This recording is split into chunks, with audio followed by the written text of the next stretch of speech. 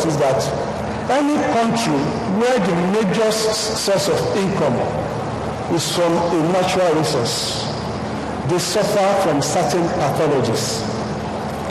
That is where you see a lot of civil conflict. We are not likely to have democracy the way we know democracy to be. We have a lot of corruption because the resource is coming from without our efforts. It's just there in the ground, and it doesn't allow us to be creative. We can find a lot of this in Nigeria, a lot of the pathologies in Nigeria, from Niger Delta to the Boko Haram insurgency and all that. Now those who say, oh, it's corruption, blame it on corruption, which has been well articulated by Mrs. Ezekbesi. Now our problem is corruption. If we can just tackle corruption today, Nigeria will develop, Nigeria will be a better country. And the sixth one I want to emphasize also, people say is leadership. That if we have the right leadership, all these problems of Lord Lugard, bad constitution, political structure of the country, the resource costs will be taken care of. Now, so what is the solution? It's not just enough to say this is a problem. The person who wants to solve a problem is the one that is giving us solutions. The Yoruba will say when somebody dies, the people crying, they are just making a noise. The person who wants to really bury the person is not digging the ground. Because for as long as we are crying, it has not solved any problem. Now, for those who say the problem is not regard, the answer is very simple: balkanization. Let's just break Nigeria. Let everybody go their separate ways. We have no reason to be together. These colonial masters just came and they just put us together. They forced us to be in the same country. We don't have any business to do with each other. We never had any business to do with one another. For those who say the problem is the constitution, they say let's hold a sovereign national conference. Let's write the people's constitution. Constitution written by the people of Nigeria, and the moment we have that, our problems will be solved. Then you say it's the political structure. Well, let's restructure the country. Let's have fiscal federalism, meaning that true federalism, meaning that whatever a state makes, the state should be in charge of the money it makes. Then you can just pay some maintenance allowance to the also for them to run the administration there. Those who say the problem is resource cost, say, look, let's diversify our economy. We cannot continue to depend on oil. We don't determine the price. We can be $100 today, it can be $50 today, it can be $10. People are sold for $8 in a lifetime. Under a bad time, selling for $8. So we are not in charge. So why don't we diversify the economy? Why don't we look at agri? Why don't we look at industry? That's also a suggestion. And there are those who say, well, in terms of leadership, the way forward is democracy. If people vote and the votes count, if you are voted into government, you know that you are going back to seek a renewal of your mandate. You need to be able to tell the people what you have done for them. And so when you know that there's an incentive for you to do well in office, so that you can go back to the people and say, see, I have done very well. Let's renew my mandate to serve you for another 4 years.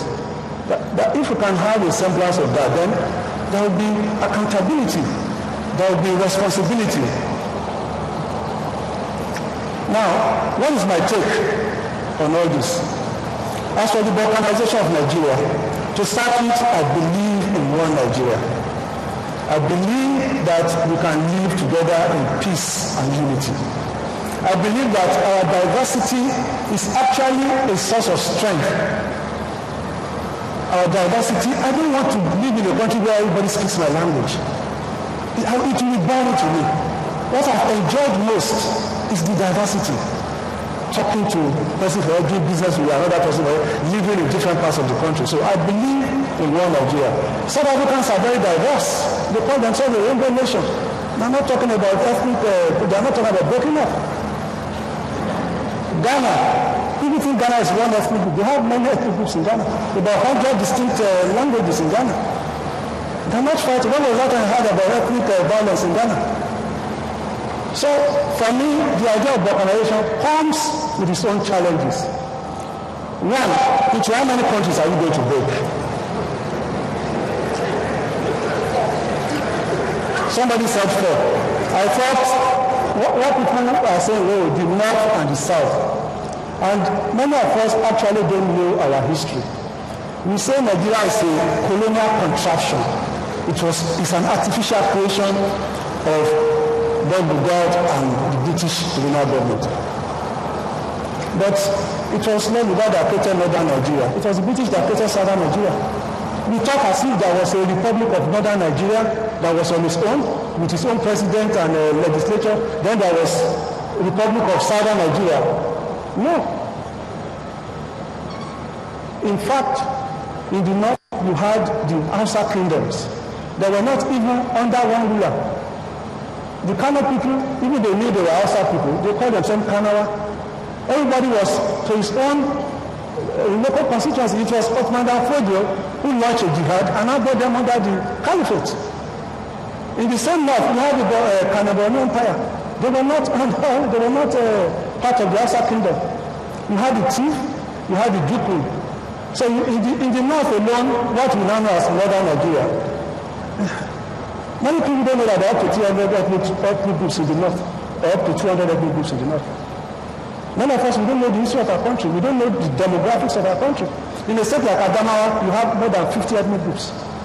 More than 50. Those who come from Adamawa will tell you. But down south, everybody is one ethnic group, Hausa Fulani. So from Sokoto to Borno, from Kwara to Adamawa, everybody is Hausa Fulani. So that is why when they say let's break up Nigeria, we just think of north-south. What of southern Nigeria? Was that ever a republic of southern Nigeria? It's a colonial creation.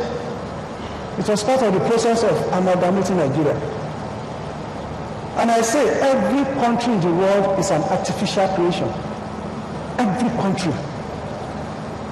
Study history. Every country was created artificially. So the notion that Nigeria is an artificial creation and therefore we should be a part is not something that I'm excited about.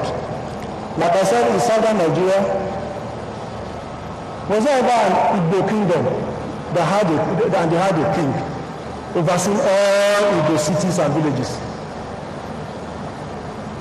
You had the Yoruba kingdom, the Oyo kingdom, but it was only together briefly before the Ekiti people broke away, before the Abeokuta people, before the Ibadan people broke away. In fact, when the colonial masters came, the Yorubas were still fighting their wars. There's a sense in which it can be argued that it was the colonial masters that put an end to the Yoruba wars. Today, we say, no, let's go our separate ways. You know, we have this utopian idea that if I can just have a republic of only Yoruba people, then suddenly everything will start working. All the roads will be tarred. All the hospitals will have drugs. All of a sudden. There's this fantasy, and that is why it hurts me, it pains me when I see young Nigerians repeating these fallacies that are being sold to us by those who are still carrying the mentality of 1914 around. We need new Nigerians, as Dr. Obi said. Some of us have inherited these prejudices, these biases, and we're not ready to question them. If we are going to break up, well, maybe we break up into two. I wish we could perform an experiment for 10 years. Let everybody go their separate ways, and let's compare this at the end of 10 years and see the change that will happen.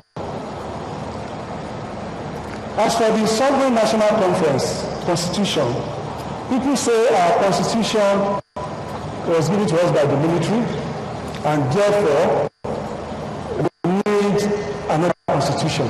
But Nigeria is not developing because of the Constitution. I stand by what Governor Babatunde Fashola of Lagos said recently.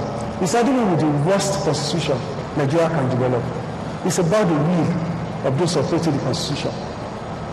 The Constitution is just a guide on how this country should be run. You'll be very shocked to discover that this constitution that we call, we say it's military constitution.